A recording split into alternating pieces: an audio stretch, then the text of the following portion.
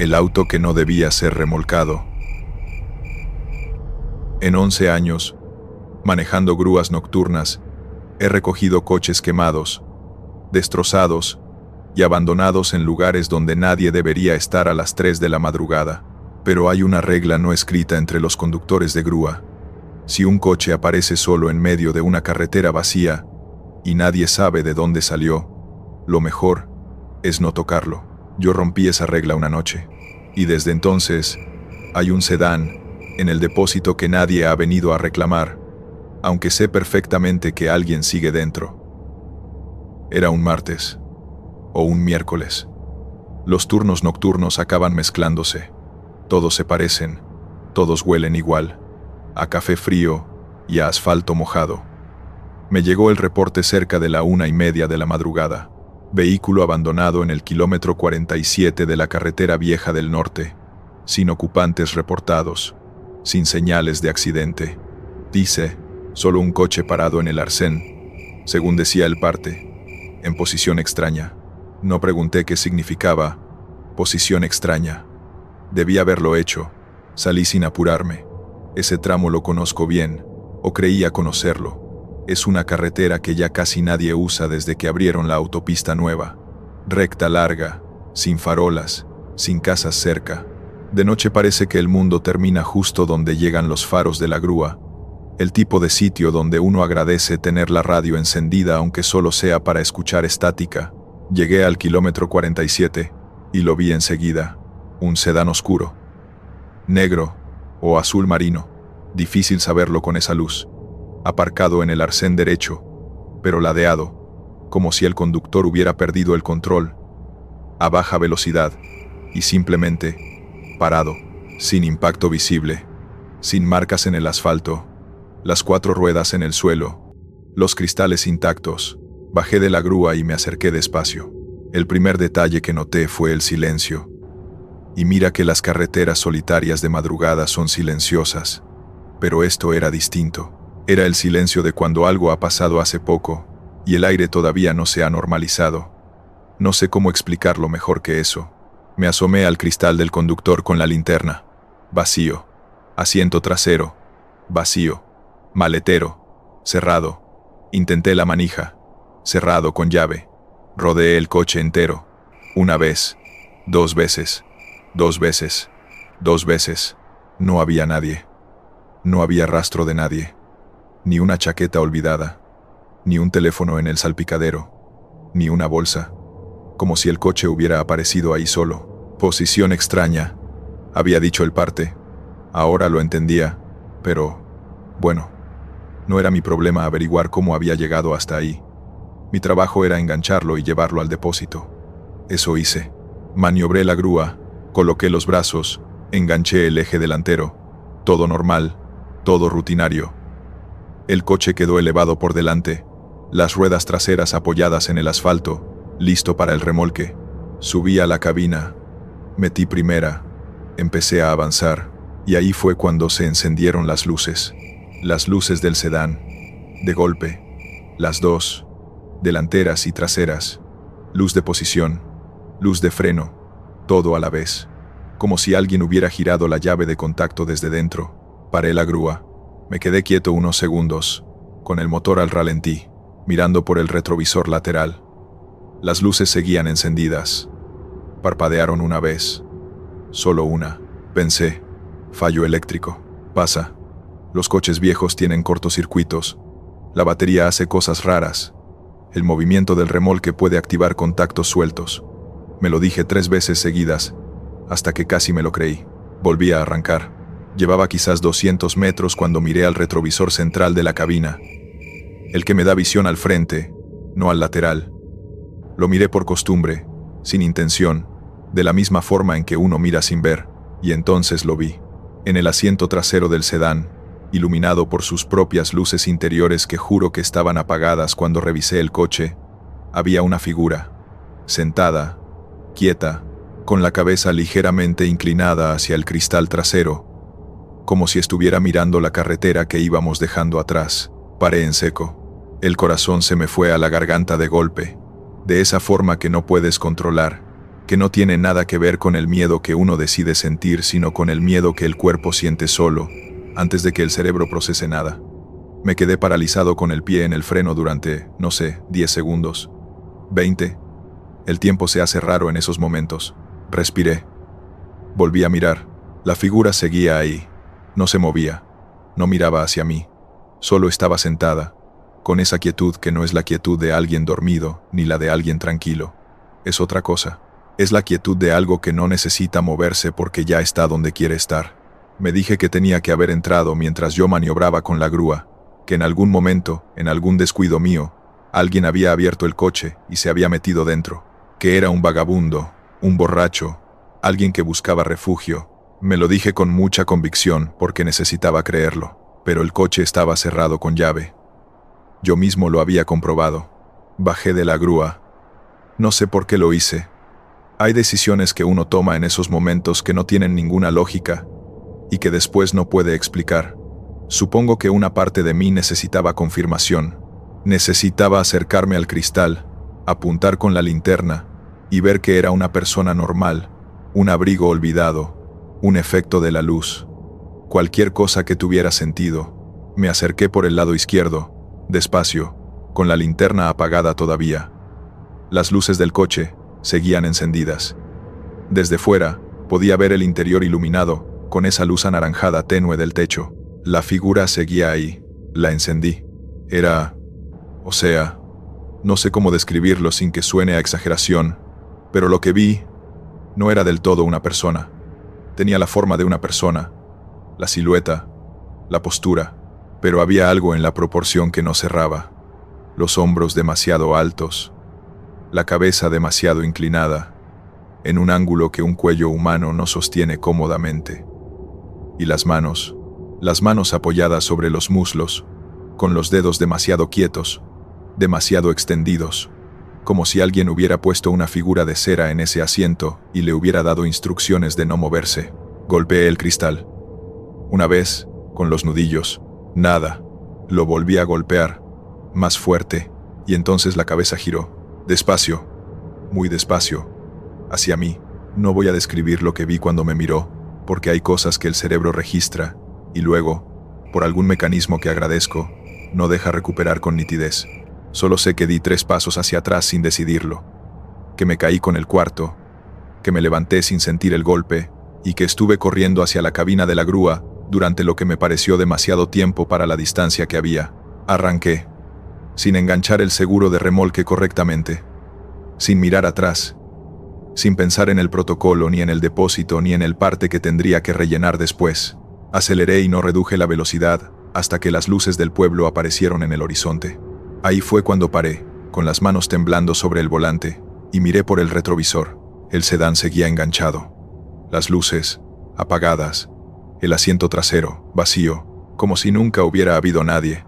Esa noche entregué el coche al depósito sin decir nada. Rellené el parte con normalidad. Vehículo recogido sin incidencias. Nadie fue a reclamarlo. Estuve 3 semanas mirando el sistema para ver si alguien lo solicitaba. Nadie lo hizo. Si trabajas de noche y algo en esta historia te resultó demasiado familiar, quizás no deberías escuchar la siguiente. La mujer de la carretera de San Lorenzo. Si trabajas de noche en carretera, hay algo que aprendes rápido. Cuando alguien se queda varado en mitad del campo a las 2 de la madrugada, normalmente está nervioso, asustado o desesperado, pero la mujer que me llamó aquella noche no estaba nerviosa, estaba demasiado tranquila, como alguien que ya había pasado por algo mucho peor que quedarse sin coche en mitad de la oscuridad. Era tarde o temprano, dependiendo de cómo lo mires. Las 2:15 de la madrugada, llevaba ya 5 horas de turno y me quedaban 3. El café del termo estaba frío desde hacía rato y la radio solo daba estática en ese tramo, que ya de por sí es señal de que estás en un sitio donde la civilización empieza a diluirse. Me llegó la llamada al móvil de trabajo. Número desconocido. Voz de mujer. Tranquila. Demasiado tranquila para alguien con el coche varado de madrugada en mitad del campo. Me dio la ubicación. Carretera comarcal C17, tramo entre el cruce de Valverde y la entrada a San Lorenzo. Me dijo que el coche no arrancaba. Nada más. Sin nervios. Sin urgencia. Como si llamara para pedir una pizza. Colgué y tardé un momento en arrancar la grúa. Algo en esa voz. No sé. Era demasiado serena. Pero bueno. Hay personas así. Gente que en una crisis se congela hacia adentro en lugar de hacia afuera. No es raro. Me lo dije y arranqué.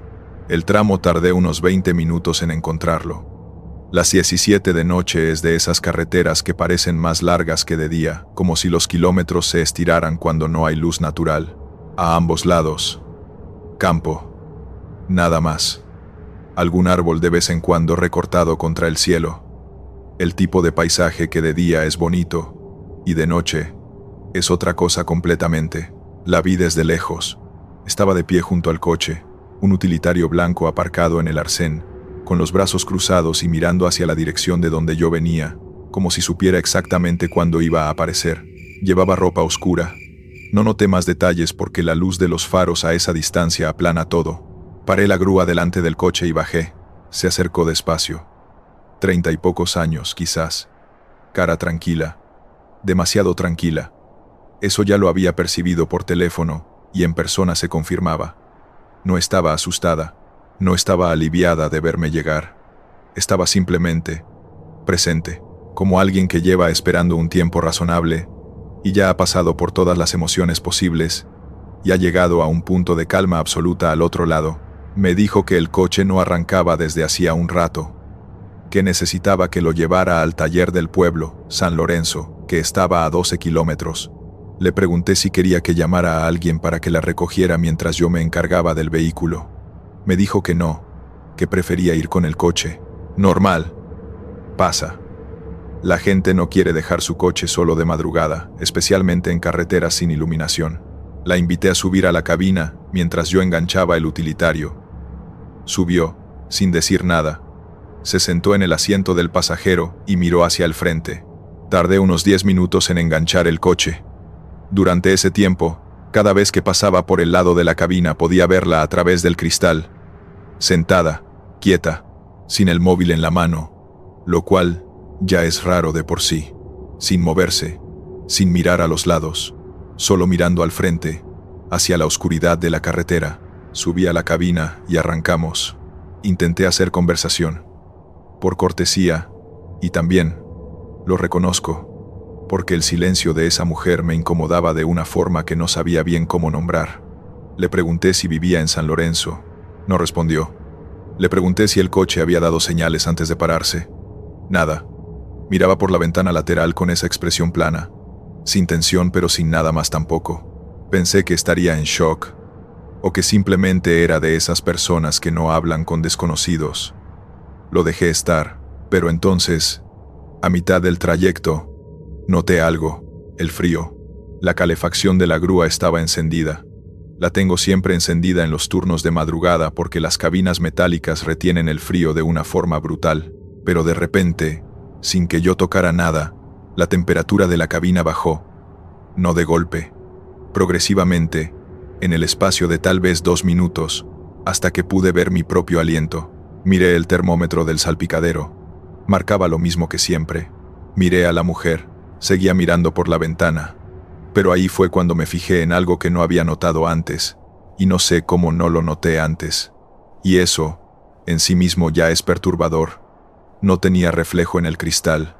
La ventana lateral estaba oscura, y en ese tipo de cristal oscuro de noche siempre se forma un reflejo tenue de lo que hay dentro. Yo podía ver el mío, podía ver el contorno del asiento, el salpicadero, el volante. Ella no estaba en el cristal. Me dije que era la luz. El ángulo, que no todos los cristales reflejan igual. Me lo dije con mucha rapidez y aparté los ojos. Llegamos a San Lorenzo. El taller estaba en la entrada del pueblo, un local pequeño con la persiana a medio bajar pero con luz dentro. Conocí al mecánico de otros servicios nocturnos, uno de esos hombres que parece que nunca duermen y que siempre están trasteando con algo aunque sean las 3 de la mañana. Paré la grúa delante. Bajé. Empecé a soltar el enganche del utilitario. El mecánico salió a recibirme. Y lo primero que hizo, antes de saludarme, fue mirar hacia la cabina de la grúa, con una expresión que no era curiosidad. Era otra cosa. Era reconocimiento, como si hubiera visto algo que esperaba ver y no quería ver. Me preguntó, en voz baja, ¿quién venía contigo? Le dije que la dueña del coche, que la había recogido en la C-17, en el tramo antes del cruce. Se quedó callado un momento. Luego entró al taller sin decir nada y volvió con algo en la mano. Un recorte de periódico, plastificado, pegado en la pared junto a la caja de herramientas. Me lo puso delante. Era una noticia, local, de hacía exactamente un año, casi al día. Una mujer había perdido el control de su vehículo en la C-17, en el tramo entre el cruce de Valverde y la entrada a San Lorenzo. El coche era un utilitario blanco. Había muerto en el acto. La fotografía que acompañaba la noticia era pequeña y en blanco y negro, pero suficiente. Era ella. La misma cara, la misma edad, la misma expresión plana, tranquila, sin miedo. No sé cuánto tiempo estuve mirando ese recorte. El mecánico no dijo nada. Creo que sabía que no había nada que decir. Cuando volteé hacia la cabina de la grúa, el asiento del pasajero estaba vacío, la puerta seguía cerrada. No había escuchado ningún ruido. No había sentido que nadie bajara. Estaba vacío y punto. Como si nunca hubiera habido nadie ahí sentado durante 12 kilómetros de carretera oscura mientras yo intentaba hacer conversación con algo que no estaba en condiciones de responder. El mecánico me dijo, sin mirarme, que no era la primera vez, que el utilitario blanco aparecía en ese tramo de vez en cuando, que ya habían ido un par de conductores antes que yo, que siempre pasaba lo mismo. Le pregunté por qué no había dicho nada, por qué no había avisado. Me miró entonces, y me dijo algo que llevo meses sin poder quitarme de la cabeza. Avisar de que ella solo quiere llegar a casa.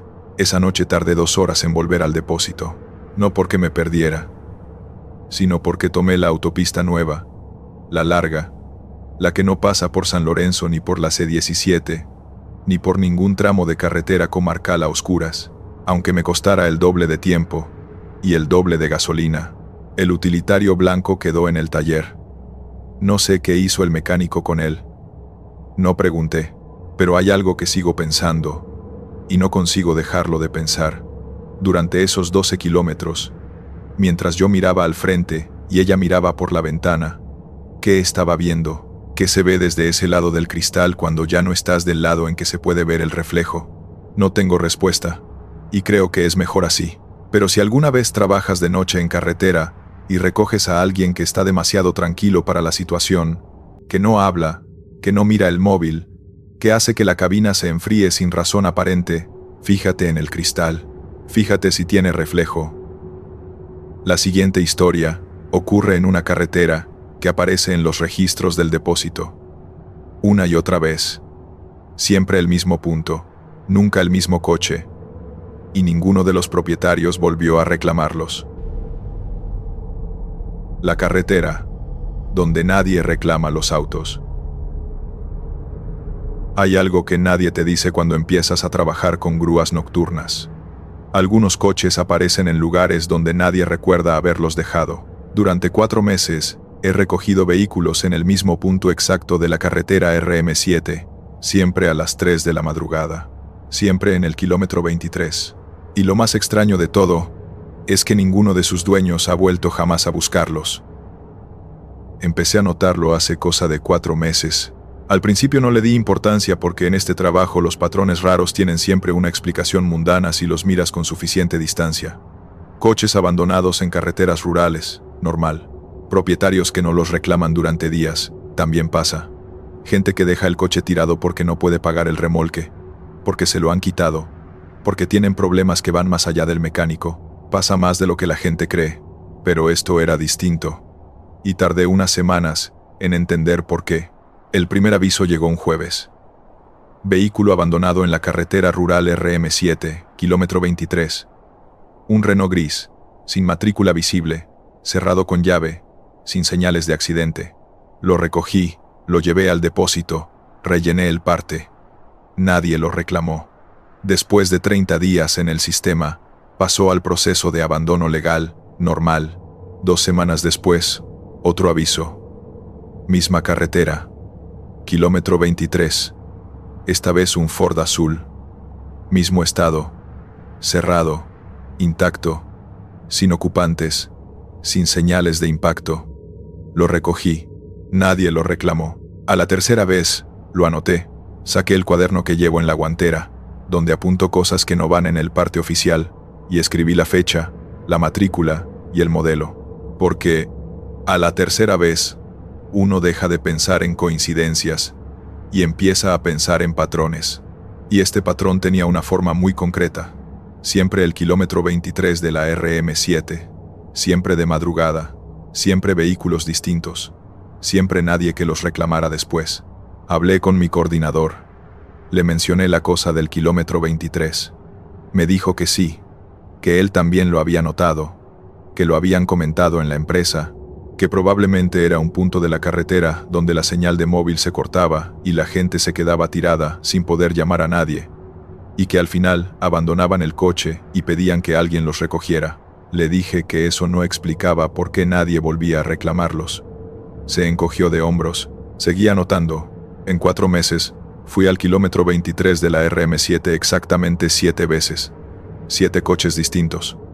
Ninguno reclamado. Siempre el mismo punto, con una variación máxima de unos 50 metros arriba o abajo, como si hubiera algo en ese tramo que los atraía, o que los dejaba ahí, o que hacía que la gente que llegaba hasta ese punto tomara la decisión de no seguir.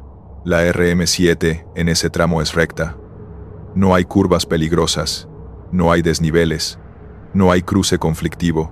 Es simplemente una carretera rural rodeada de campo por ambos lados, con un pinar a la derecha que empieza justo después del kilómetro 22 y se extiende durante casi 2 kilómetros.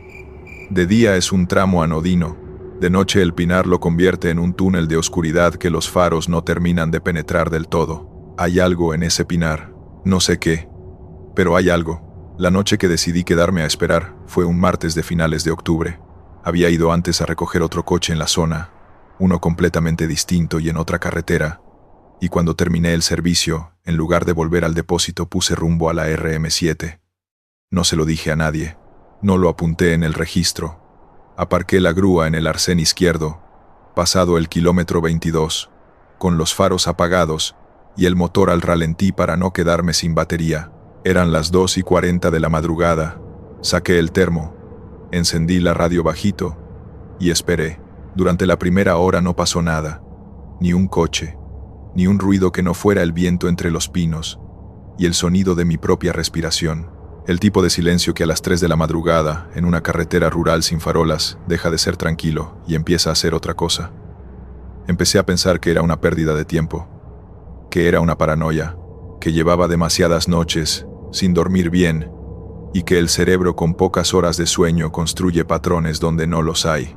Entonces, a las 3 en punto, vi las luces. Aparecieron desde el fondo de la recta, desde la oscuridad, más allá de donde llegaban mis ojos.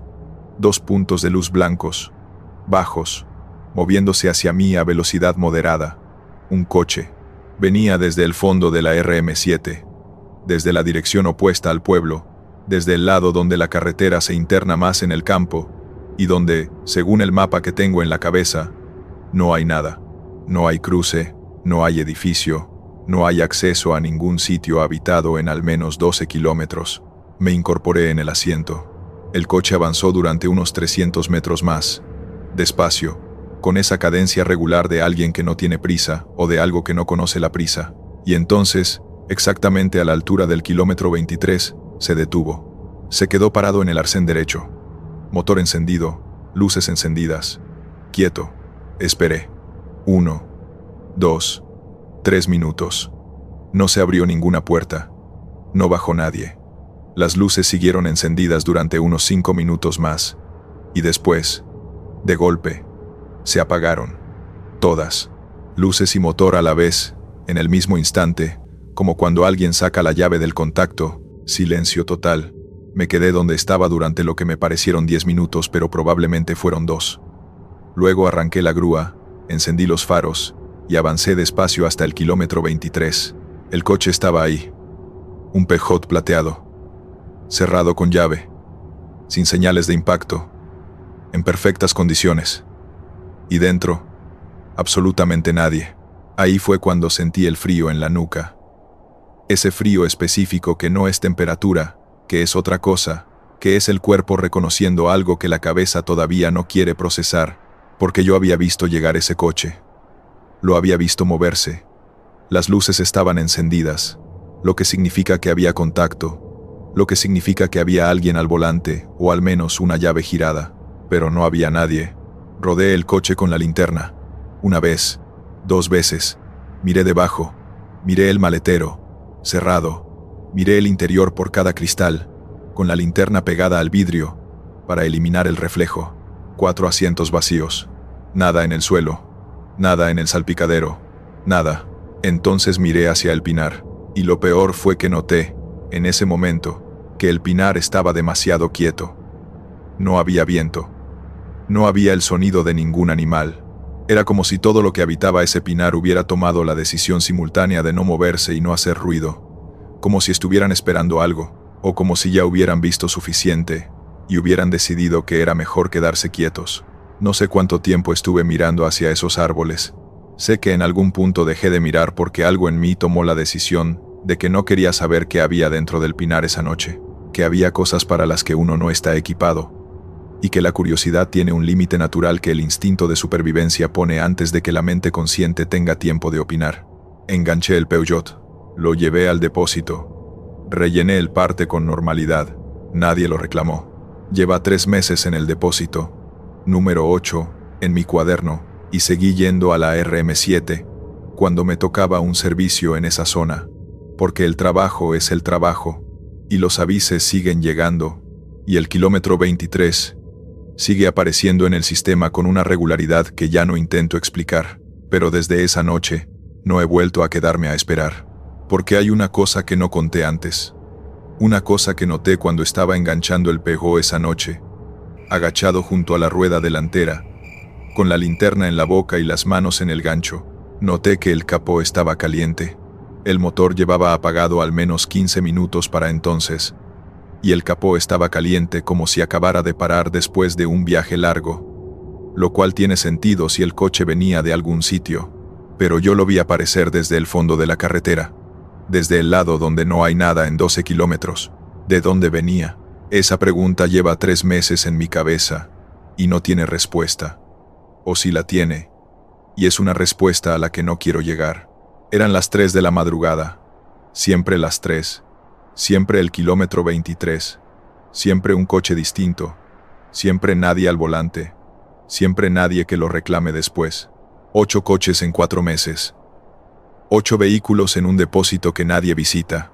8 partes rellenos con normalidad, porque no hay ninguna casilla en el formulario oficial para escribir lo que realmente está pasando en el kilómetro 23 de la RM7. Queda una historia más esta noche. La última llamada de la madrugada. La que ningún conductor debería haber aceptado. El último servicio de la madrugada. En 9 años manejando grúas nocturnas, he recibido llamadas desde todo tipo de lugares extraños, pero nunca desde un camino que literalmente no lleva a ninguna parte. Aquella madrugada acepté el servicio, sin pensarlo. Un coche averiado en mitad de un camino agrícola, a las 3:27 de la mañana. Lo que no sabía es que esa llamada sería la única vez en mi vida en la que una voz en la radio me suplicaría que dejara el coche exactamente donde estaba. Siempre recuerdo la hora exacta porque la miré 2 veces. La primera cuando sonó el aviso. La segunda, cuando llegué al lugar, y el reloj del salpicadero seguía marcando 3:27, aunque habían pasado al menos 12 minutos desde que salí del depósito. Tardé un momento en entender que el reloj se había parado. No supe en qué momento. Solo sé que cuando lo volví a mirar ya avanzaba normal, como si nada. El aviso era para recoger un vehículo en el camino de terracería que sale de la carretera nacional en 34, a unos 4 kilómetros del desvío. Lo conozco ese camino. Lo he usado alguna vez para dar la vuelta cuando me he pasado de un servicio. Es un camino agrícola, sin farolas, sin pavimento, que se interna entre campos de cultivo durante algo más de 1 kilómetro, y luego termina en una explanada de tierra, donde antes había algún tipo de instalación agrícola, y ahora no hay nada, solo tierra y silencio. No es el tipo de sitio donde uno espera encontrar un coche averiado a las 3:30 de la madrugada. Tomé el desvío y metí la grúa en el camino de terracería. Las ruedas crujían sobre la grava suelta. Los faros iluminaban una franja estrecha de tierra y maleza a ambos lados, y más allá de esa franja, nada.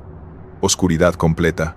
El tipo de oscuridad rural que en ciudad nunca se experimenta porque siempre hay alguna luz en algún punto del horizonte. Aquí no había nada, solo el cono de mis faros y el resto del mundo apagado. A unos 800 metros vi las luces. Estaban encendidas. Luces de posición, las 4 intermitentes activadas. Un coche parado en mitad del camino, ligeramente ladeado hacia la derecha, como si hubiera intentado aparcar y hubiera desistido a mitad. Me acerqué despacio y paré la grúa a unos 15 metros. Apagué el motor. Bajé. El silencio fue lo primero. Un silencio tan completo que durante un momento me pregunté si me habría quedado sordo de repente. Ni viento, ni grillos, ni el sonido de ningún animal en los campos de alrededor. Solo el chasquido del metal caliente de la grúa enfriándose y mis propios pasos sobre la grava. Me acerqué al coche con la linterna. Un berlina oscura, negro o granate. Difícil saberlo. Los intermitentes parpadeaban en silencio, que es otro detalle raro porque los intermitentes hacen ruido, ese clic-clic rítmico que uno asocia siempre con la señal, y estos no hacían ningún sonido, parpadeaban y punto. En silencio. Miré el interior. Vacío. Delantero y trasero. Vacío. Maletero. Cerrado. Intenté la manija del conductor. Cerrado con llave. Rodeé el coche. Una vez completa. Linterna en cada cristal. Nadie. Volví a la grúa para sacar el equipo de enganche, y entonces el radio se encendió. No lo encendí yo.